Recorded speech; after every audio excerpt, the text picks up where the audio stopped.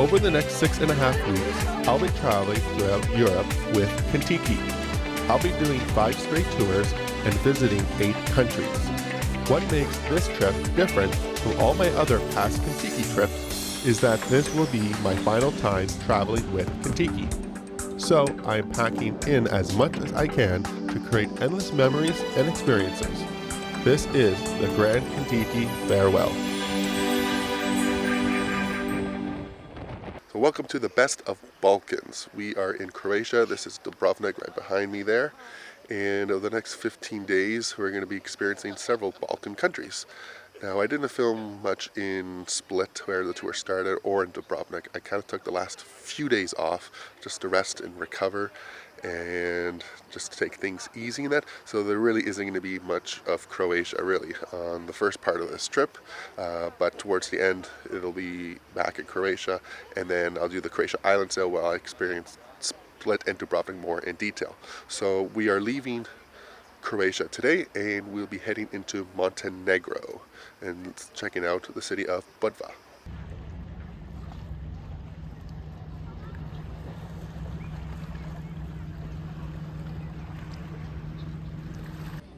Now, even though I took the last few days off to rest and recover, the actual Contiki cough would remain with me for the remainder of the trip. But when we arrived in Budva, we had a free day. So it was nice to have another day just to take it easy before the tour picked up its pace later on. After checking out the old town of Budva and the Budva Citadel, we made our way into Bosnia and Herzegovina, where we stopped in the town of Mostar and checked out the famous Mostar Bridge. Originally completed in 1566, it was destroyed in 1993 with the breakup of the former Yugoslavia. It was rebuilt using the same materials in the early 2000s. The bridge spans 29 meters or 95 feet and is 24 meters or 78 feet high. The bridge is commonly used as a diving spot. However, you need to go through multiple training sessions before you can take the daring plunge.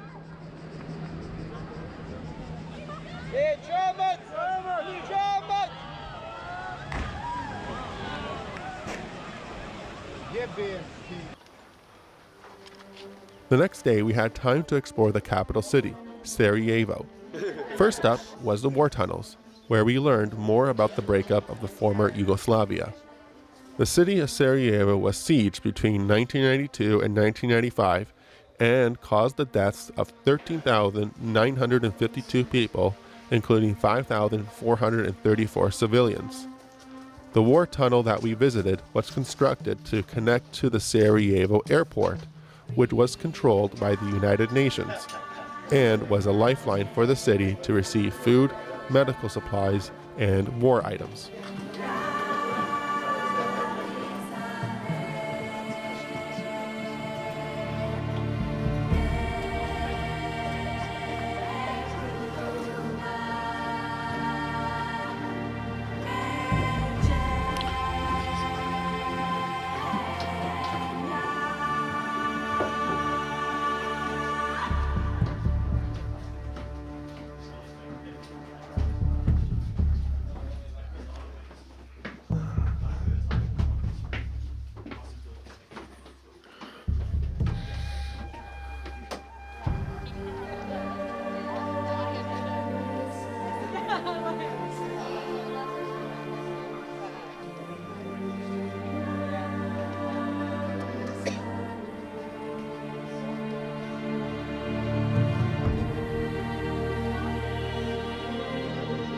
Afterwards, we went to the revitalized city center of Sarajevo, which actually has 2 distinct areas. Similar to Istanbul, there is an eastern side and western side of the city. This was a surprise to myself, but I really enjoyed the views of 2 different cultures and lifestyles living side by side together, especially after the effects of the war, which divided people because of ethnic differences. This part here is the area that divides the city in half, where you come from Middle Eastern style to classic European style.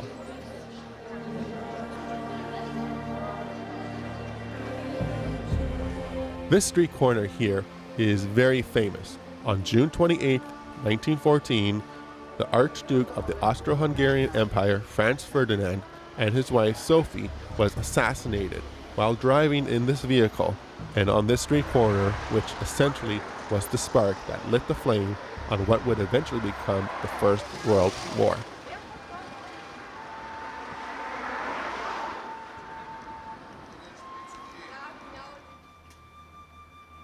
After all the intense learning of such great horrors, we ended the day with a trip up to the old bobsled track.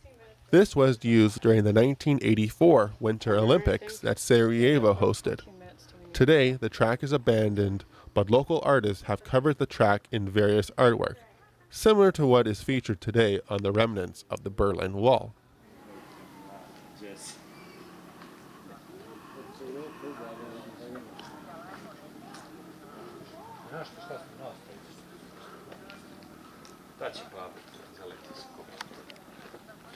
Welcome to Belgrade, Serbia. We have arrived in the city and we actually don't have too much time here. We're only spending one night. So we are going to be first checking out the Belgrade Fortress and then just wandering around town for dinner, and then we're off to Budapest.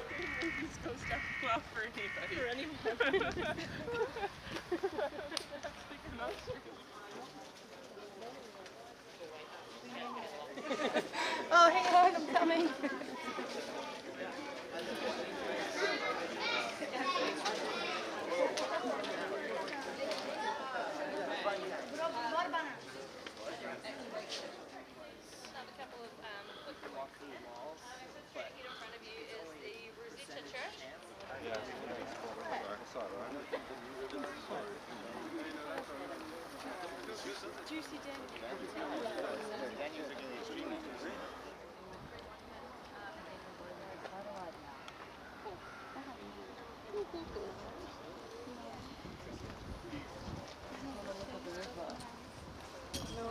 Welcome to Budapest. I am back in the city. The last time I was here was in 2017, and I'm really excited to be back in the city.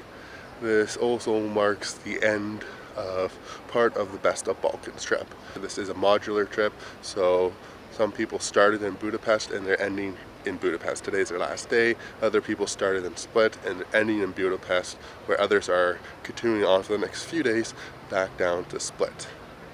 So it's a goodbye of some sorts, but tomorrow we're actually going to be welcoming several other new travelers onto the trip, and some of those will be returning to Budapest, others will be just going to Split. So for today in Budapest, we are starting off with a walking tour, and here is the Hungarian Parliament buildings. It's actually the third largest parliament building in the world. And we have a walking tour of Budapest, and then we have a river cruise with lunch. Now I did this river cruise again last time I was here, but it was a dinner cruise.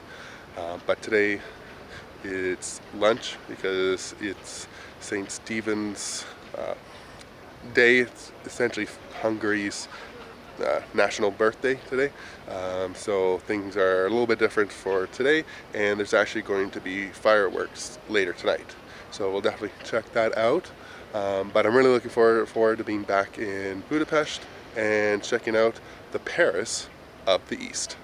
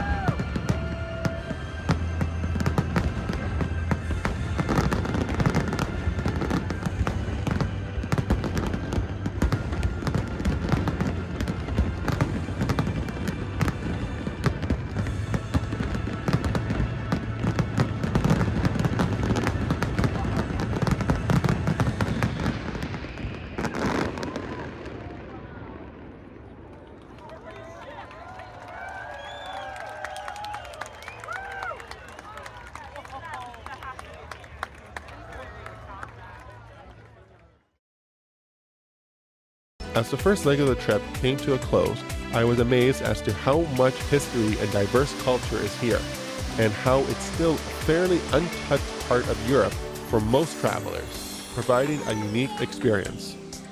Now, the second part of the Best of Balkans begins, where we will be heading out of the cities and checking out some of the most spectacular natural wonders of the Balkans.